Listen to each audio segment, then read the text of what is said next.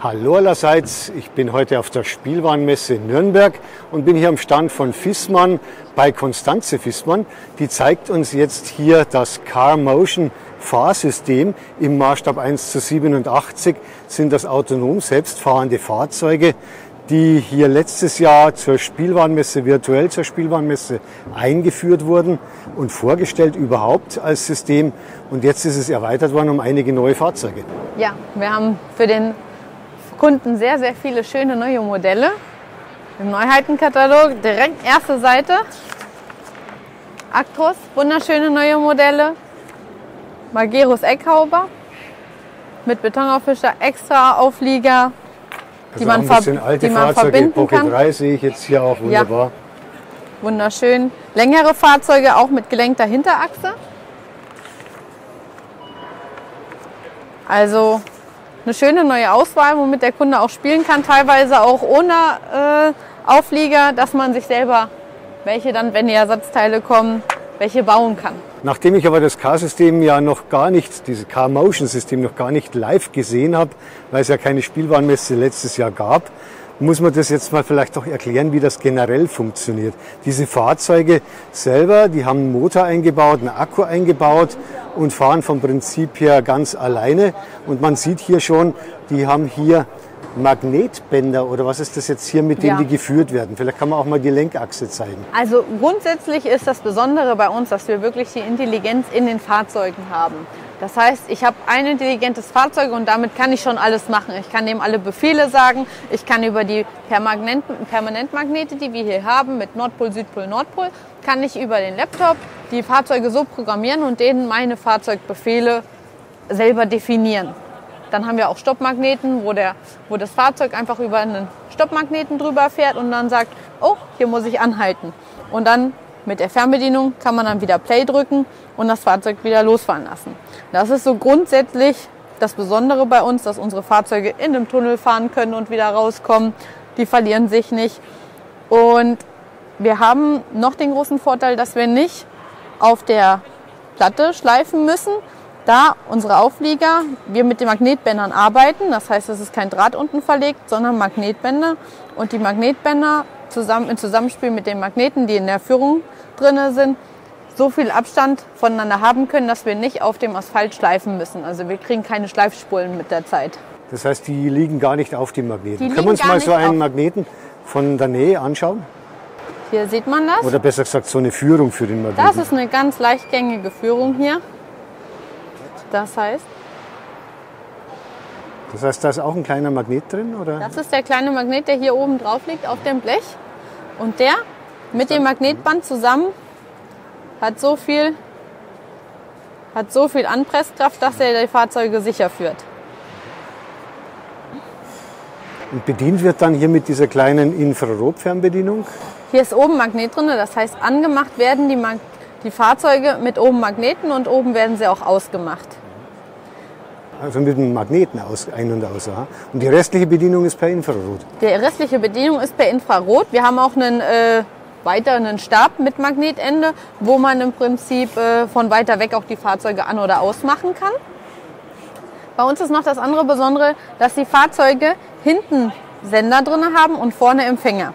Das heißt, wir haben Fahrzeuge, die miteinander kommunizieren und so, wenn der schneller auch eingestellt ist, der erkennt, oh, da vor mir ist einer, also ich fahre ein bisschen langsamer. Und passt sich der Geschwindigkeit des Vordermanns an. Per Abstandsradar, damit ich hier nicht irgendwo einen Crash machen kann. Per Infrarotfernbedienung ein bisschen Plus und dann fahre ich auch schon schneller. Oder auch entsprechend langsamer.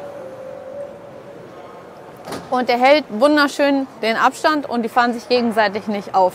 Was natürlich den Spielspaß extrem erhöht und ich habe nicht plötzlich hier ist zum Beispiel eine Reihenfolge, dass der ein bisschen langsamer fährt. Können wir hier sehen. Weil hier ist Ortseingang. Das heißt, es sind 3 Magnete hintereinander. Genau. Und das heißt, Sie haben schon gesagt, Nord, Süd, Nord. Jeder Magnet kann nach oben, nach unten programmiert werden. Das heißt, wir haben mit 3 Magneten insgesamt 8 Möglichkeiten.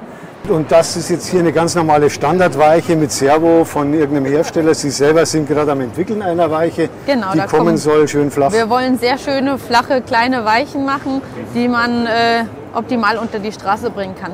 Was noch das Schöne ist, durch die Magnetbänder, wir haben eine unheimlich geringe Einbautiefe.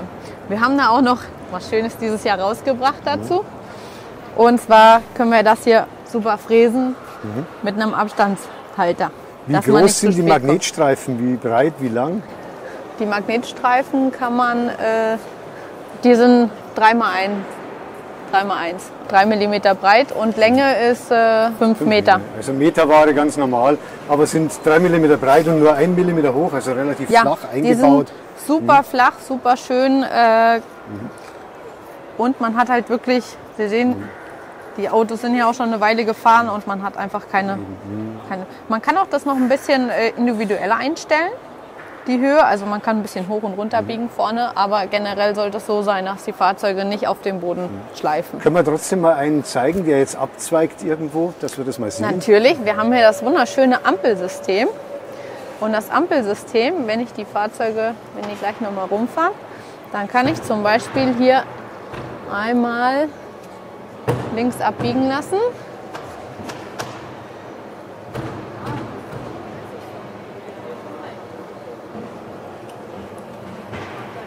Fahren die wieder rechts rüber. Und jetzt haben wir einen Vorführeffekt. Ja. Kann passieren. Kann passieren. Und die Ampel, wenn dann die Ampel rot gestellt wird, sorgt im Endeffekt auch irgendein Infrarotsender dafür, dass das Auto weiß, es muss stoppen. Wir haben im Moment die Infrarotsender hier im Moment drin. Oder auch, man kann hier mal vorne bei dem Busch gucken. Hier ist auch einer. Also für die Autos, die von hier kommen, ist hier der kleine Infrarotsender. Ich hole hier mal ein, weil die sind im Moment so stehen geblieben. Wie normal die Radar fallen, ist halt hier der Infrarotsender versteckt. Richtig, da kommt jetzt auch ein kleiner Fahrzeug. Aber jetzt ist es im Moment auf grün, also hat er das Signal, ich fahre. Wenn ich dann jetzt das Signal... jetzt werden wir hier rot. Dann können wir nochmal zeigen. Der fährt. Fährt und fährt und fährt. Und stopp. Das heißt, ihr sagt jetzt einfach, die Stoppstelle ist ein Stück weiter vorne. Genau. Und dann wartet er, bis wieder grün wird. Und dann fahren wir wieder los. Genau, und dann machen wir mal wieder auf grün.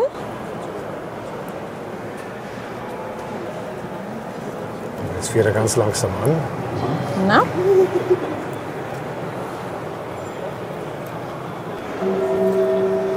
Die warten hier alle schön brav in der Reihe. Wir können auch gerne die Autos mal in eine Parkbucht reinfahren lassen. Gut, dann schauen wir uns das mal an mit der Parkbucht, mit dieser Weiche, die jetzt momentan noch eine konventionelle mit Servo ist, aber dann später eine schöne kompakte werden soll.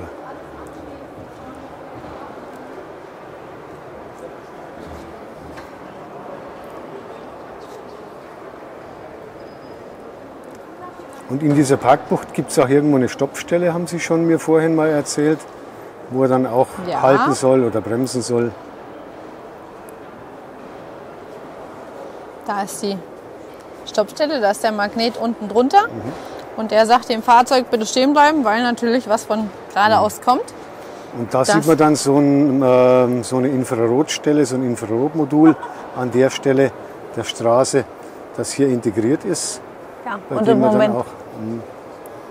Moment steht die Ampel auch auf grün. Und wenn ich jetzt einmal, also bei den Stoppstellen mit den Magneten, muss ich einmal Play drücken für das Fahrzeug und dann fährt es los. Wird aber jetzt auch wieder anhalten, wenn jetzt theoretisch die Ampel da auf rot wäre. Der nächste hält auch an. Der nächste hält auch an, auch einmal Play. Und dann fährt er auch schön weiter. Es macht halt unheimlich viel Spaß, mit dem ganzen System zu spielen, zu gucken, was funktioniert nicht, wie muss ich das einstellen. Auch mit den Magnetbändern, hier haben wir zum Beispiel von der großen Kurve, haben wir hier einen kleinen Spalt drin. Da muss man sich ja dann was einfallen lassen, die große Kurve, damit ein langer LKW mit Sattelauflieger hier wirklich rumkommt. Der hat dann hier so eine Schleppkurve, wo er in die Nebenspur reinfährt. Und dann sieht man hier eben tatsächlich, dass er hier einfädeln kann und dass hier die zweite Magnetspur eben vorhanden ist. Sie zeigen mir das mal, ist auch eine schöne Idee.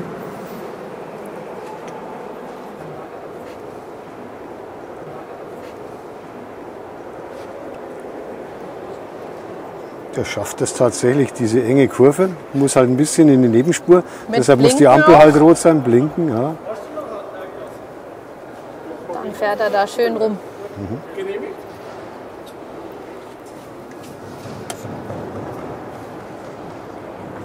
Und die anderen, jetzt kann ich hier mal Play drücken, aber der hält hier wieder an, weil Die Ampel noch rot ist. Genau.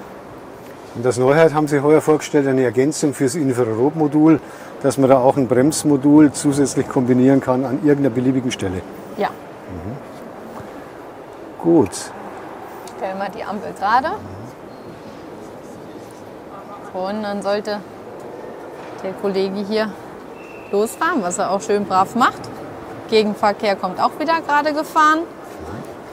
Und der blaue THW fährt auch los. Und weil die Ampel grün ist, fährt er auch direkt weiter. Dann sollten wir uns mal die Fernbedienung aus der Nähe anschauen, was wir da überhaupt für Funktionen haben. Wir können auf jeden Fall das Fahrzeug vorne mit dem Magneten schon mal überhaupt zum Leben erwecken. Dann haben wir natürlich Plus. Man kann mit der Fernbedienung, wenn man im vorderen Bereich vom Fahrzeug ist, kann man die Fahrzeuge schneller fahren lassen. Man sieht das hier schön an dem Reifen. Oder auch wieder langsam. Realistisch dazu läuft natürlich hier hinten auch das Bremslicht, wenn ich langsamer werde.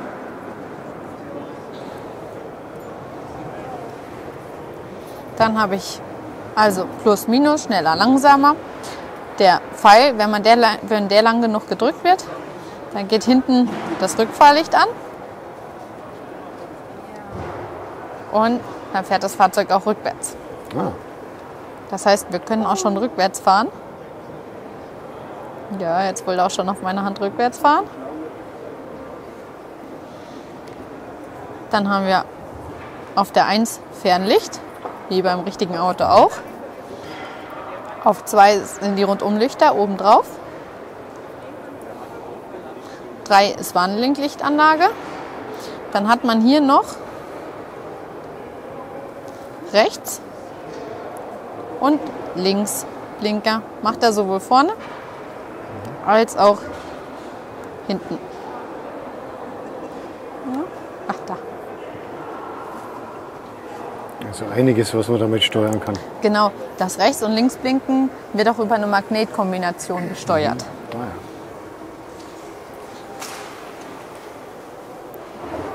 Das heißt, ich kann sowohl selber entscheiden, ich möchte jetzt aber einen Blinker trotzdem setzen, Genau. als auch dann per Magneten. Vielleicht habe ich ja auch eine realistische Fahrstraße, wo ich einfach nur generell nach rechts abbiege. Und dann muss er natürlich jedes Mal rechts blinken vorher. Gut. Wir können auch noch mal auf der Kurve.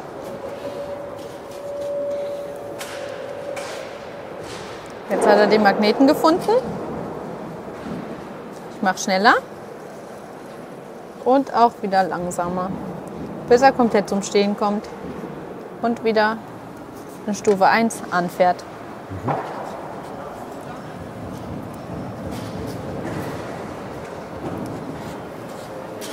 Gut. Dann vielleicht zu dieser ganzen Spur mit den Magnetbändern. Da habe ich schon im Katalog geblättert.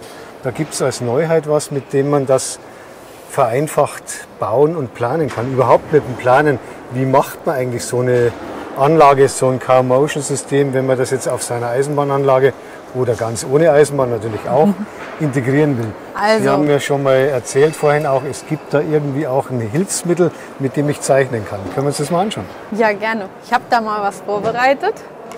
Und zwar haben wir uns überlegt, die schwierigsten Modelle sind die Busse, weil die eben den weiten Achsabstand haben und die hintere Achse ist auch nicht gelenkt. Also, und die Busse haben ein extrem großes Raumprofil, was natürlich auch Schwierigkeiten macht, wenn ich so eine Anlage plane. Wo sind die Spiegel? Wo ist das Heck? Wie weit schwenkt das aus? Wie weit muss der, wenn der Bus fährt, wie weit muss ich rumlenken, damit er das noch schafft? Und wie weit muss ich auch um die Anlage herum zum Beispiel Platz lassen, neben der Straße, damit ich eben die Bolzer ein bisschen zurücksetze oder auch die Ampel. Und wir haben uns darüber überlegt, dass man selber das Modell mit Gewichten lagern kann. Hier vorne hat man Platz.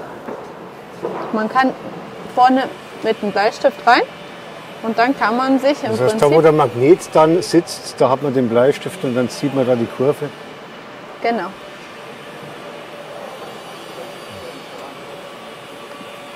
Und dann habe ich die Kurve aufgezeichnet. Genau. Und dann kann ich die, wie schneide ich die, mit einer Fräse von Hand? Aber Sie haben ja schon gesagt, Sie haben auch ein neues Fräsgerät. Genau. Also, wir haben den Proxon. Und den Proxon kann man sich selber auch wunderbar viele Sachen damit machen. Das heißt, man kauft sich das Gerät. Wir bieten das Gerät selber nicht an, aber wir bieten passend dazu die 3 mm breite Fräse an. Mit der fräse ich dann auch Genau. geraden hauptsächlich. Und wie mache ich das in Kurven? Da muss ich wahrscheinlich dann manuell ein bisschen Für die arbeiten. Kurven, wir haben uns halt überlegt, dass man hier noch einen Abstand nimmt von 1 cm. Dann habe ich hier im Moment links daneben den Abstandshalter mit einem Schlauch, wo man einen Staubsauger anschließen kann auch. Das heißt, wenn ich den an der Seite mal anmache,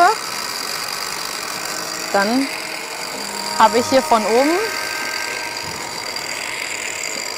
kann ich das sehen, wo ist mein Bleistift? Ich mache neben der eigentlichen Spur nochmal eine Spur und dann, upsie,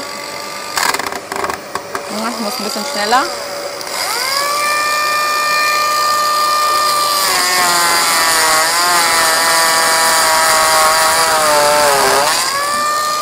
Und fräse so mir meine Spur.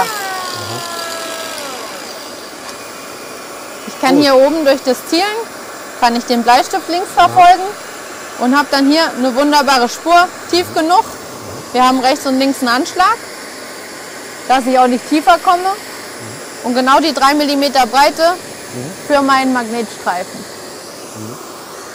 Gut. Das heißt, damit kann ich wunderbar eine Anlage planen und auch meine Magnetbänder verlegen. Und wenn wir schon beim Planen sind, wer eine Anlage plant und vielleicht eine neue Tankstelle mal planen will, dann haben Sie auch was Neues, habe ich schon im Katalog gelesen. Eine komplette Richtig. Tankstelle haben Sie gebaut. Richtig, das ist unsere neue Aral. Da haben wir uns was ganz besonders Schönes überlegt. Und zwar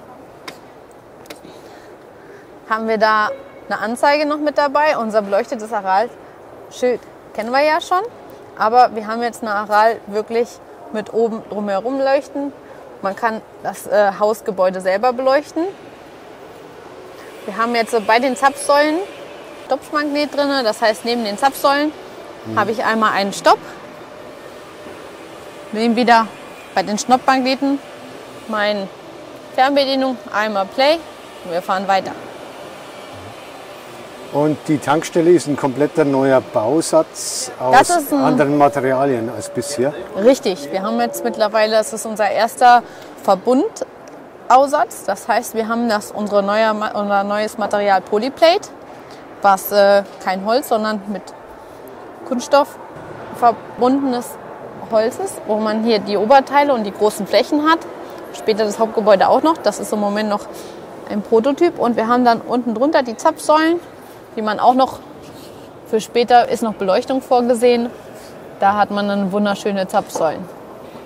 Und dann sehen wir hier schon ein Preisschild und da sind wir jetzt bei einem der neuen Highlights des Jahres, das Sie auch heuer jetzt zur Spielwarenmesse neu vorstellen. Das ist eine wunderschöne Spielerei. Und zwar sind das unsere Displays, doppelseitig. Also von der anderen Seite ist auch noch mal ein Display. Und weil der Diesel im Moment ja ein bisschen teurer ist. Das heißt, da ist ein kleines Display eingebaut. Das komplette, die ganze Fläche ist ein Display. Richtig. Habe schon gespickt, 80 x 160 Pixel. Und die können Sie auch über eine App vom Smartphone aus ansteuern. Per Bluetooth läuft das und da können Sie auch dann Preise ändern. Richtig. Haben wir eine wunderbare App, wo ich sage, Diesel wäre doch ein bisschen teurer. Oder super. Ich kann mit der App die Preise alle beliebig einstellen. Richtig. Also wir haben die jetzt 1 Cent stufig zum Verstellen, wo ich dann tagsüber ein bisschen günstiger bin. Ich habe es letztes Mal erlebt beim Tanken, da war ich davor tanken, dann war ich einkaufen, dann war der Preis plötzlich 3 Cent höher und wie ich dann im Auto eingestiegen bin, ist der Preis schon wieder um 1 Cent gesenkt worden. Tja, Es geht momentan alles sehr flott und das kann man hier dann auch wunderbar nachspielen. das kann man alles wunderbar nachmachen, ja. Das ist jetzt hier diese mit einer Applikation, die können wir uns mal ganz kurz anschauen. Da habe ich dann hier, Hier ist das Diesel E10, super. Und dann habe ich hier Plus oder Minus. da kann ich selber tippen, welchen Super. Preis ich haben will. Aha. Richtig, kann ich mir selber. Einzigste, wo man sich selber die Preise fürs Und in ähnlicher Form haben sie auch eine Werbetafel jetzt vorgestellt. Das Display selber die gleiche Größe und da kann man, glaube ich, dann 15 verschiedene Bildmotive als Werbung einblenden. Richtig. Aber die ist jetzt hier nicht aufgebaut. Hier haben wir halt jetzt die Tankstelle. Das ist auch eine schöne Sache. Und das war jetzt eigentlich ein schöner Abschluss für diese Vorstellung des Car-Motion-Systems. Und ich bedanke mich bei Constanze Fissmann für die ausführliche Vorstellung und für die Erklärungen. Lieben gern.